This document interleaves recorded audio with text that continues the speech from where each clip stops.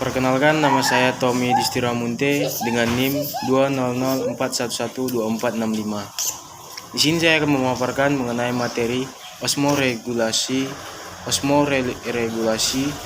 dan urogenital.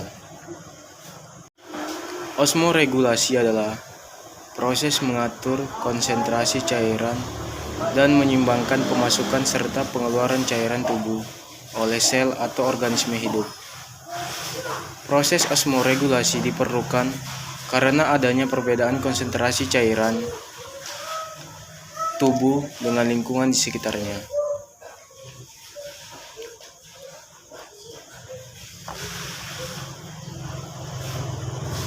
Jika sebuah sel menerima terlalu banyak air, maka ia akan meletus. Begitu pula sebaliknya. Jika terlalu sedikit air, maka sel akan mengerut dan mati. Osmoregulasi juga berfungsi ganda sebagai sarana untuk membuang zat-zat yang tidak diperlukan oleh sel atau organisme hidup. Pada manusia, proses osmoregulasi oleh binatang, kebanyakan invertebrata yang berhabitat di laut, tidak secara aktif mengatur sistem osmosis mereka dan dikenal sebagai osmoconformer. Osmoconformer memiliki osmolaritas internal yang sama dengan lingkungannya, sehingga tidak ada tendensi untuk memperoleh atau kehilangan air. Karena kebanyakan osmoconformer hidup di lingkungan yang memiliki komposisi kimia yang sangat stabil di laut, maka osmoconformer memiliki osmolaritas yang cenderung konstan.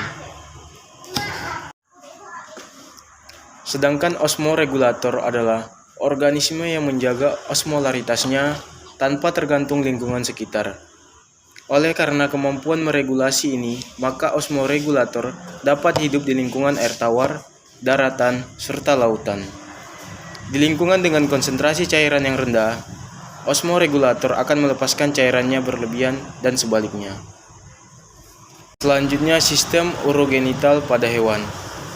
Apparatus urogenitalis terdiri atas dua grup organ, yaitu grup organ uniraria dan grup organ genitalia. Keduanya secara anatomis berkembang dari bagian mesoderm saat embrio. Ia berkembang di sepanjang caudal cavum abdominal dan ductus excretoriusnya keluar dari daerah kloaka.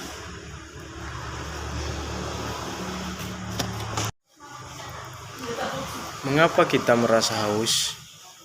Rasa haus sebenarnya merupakan kondisi normal yang menandakan bahwa tubuh sedang membutuhkan cairan untuk menjalankan metabolisme.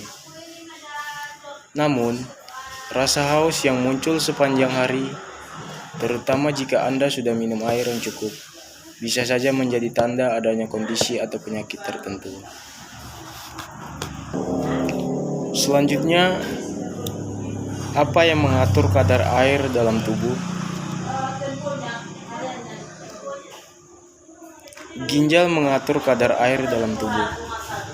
Apabila kekurangan air, ginjal menahan agar tidak keluar dari tubuh kita. Sebaliknya, apabila berlebih, ginjal akan mengeluarkan air itu. Ini yang dikenal dengan fungsi ekresi ginjal. Struktur dan cara kerja ginjal pada ikan bervariasi, tergantung dari habitat di mana ikan tersebut hidup. Biasanya ginjal berkaitan dengan sistem reproduksi dan sistem pembentukan darah atau hemopoietik pada ikan. Bentuk ginjal lunak memanjang di bagian dorsal dari rongga tubuh, di sebelah ventral dari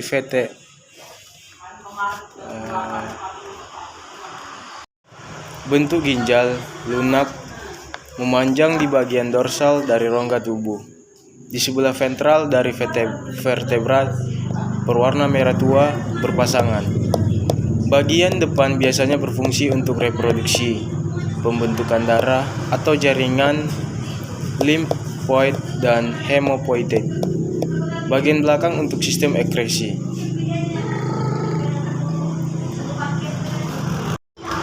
Pronefros, bentuk ginjal primitif, terdapat pada larva ikan. Terdapat saluran nephrostomy yang menghubungkan ginjal dengan rongga badan. Opistonefros, terdapat pada kebanyakan ikan. Saluran yang ada tidak berruas dan terkonsentrasi di bagian posterior. Tidak ada nephrostom. Ginjal yang terdiri dari pronefros dan opistonefros disebut dengan holonefros.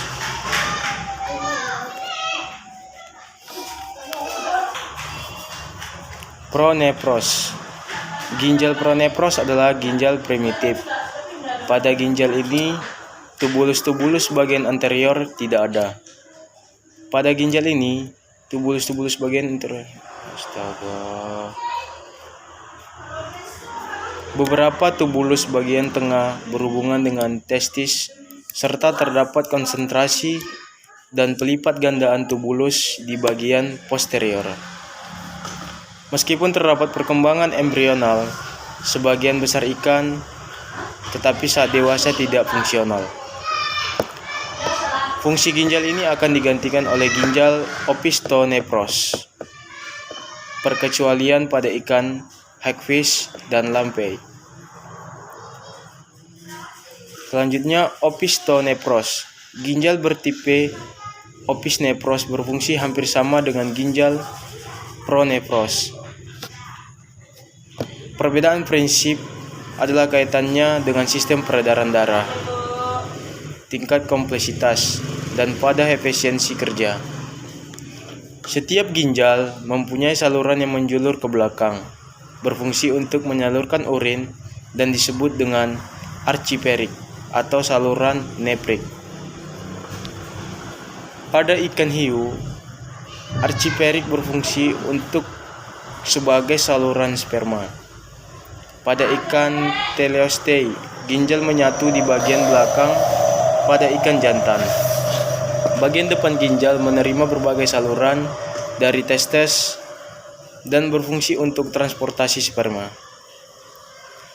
Archineprik dari sisi kiri dan kanan bergabung di bagian belakang, membesar dan membentuk struktur seperti kandung kencing atau urinary bladder.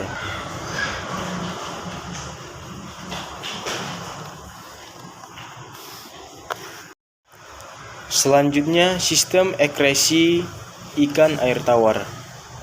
Sistem ekresi air tawar. Cairan tubuh dari ikan air tawar memiliki konsentrasi ion yang lebih tinggi dibanding dengan lingkungan sekitarnya. Kondisi ini disebut dengan hiperosmotik. Untuk mempertahankan gradien konsentrasi tersebut, dibutuhkan sistem pembuangan dan konsentrasi dari ion-ion di samping adanya proses ekresi.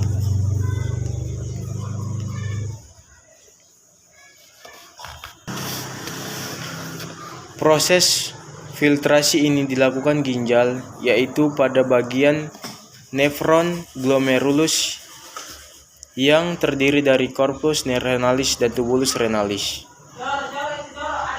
Corpus renalis terdiri atas glomerulus yang diselubungi oleh kapsula Bowman. Epithelia parietalis dan visceralis membentuk Bowman space yang memisahkan glomerulus dengan bagian-bagian lain dari ginjal.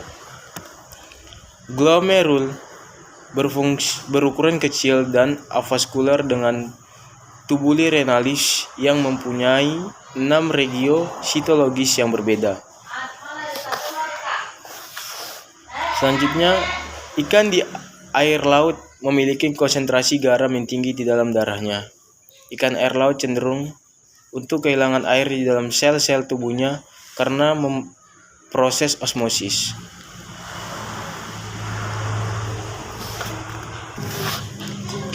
Untuk itu, insang ikan di air laut aktif mengeluarkan garam dari tubuhnya. Garam tinggi akan meningkatkan dalam cairan tubuh. Sebaliknya, dehidrasi dicegah dengan proses osmosis dan kelebihan garam harus dihilangkan. Karena ikan air laut mengkondisikan dengan tekanan mempertahankan air, volume air seni lebih sedikit dibandingkan di air tawar. Tubulus ginjal berfungsi sebagai penahan air. Oleh sebab itu, jumlah glomerulus ikan air laut cenderung lebih sedikit dan bentuknya lebih kecil daripada ikan di air tawar. Sekian dari hasil pemaparan materi dari saya ucapkan terima kasih.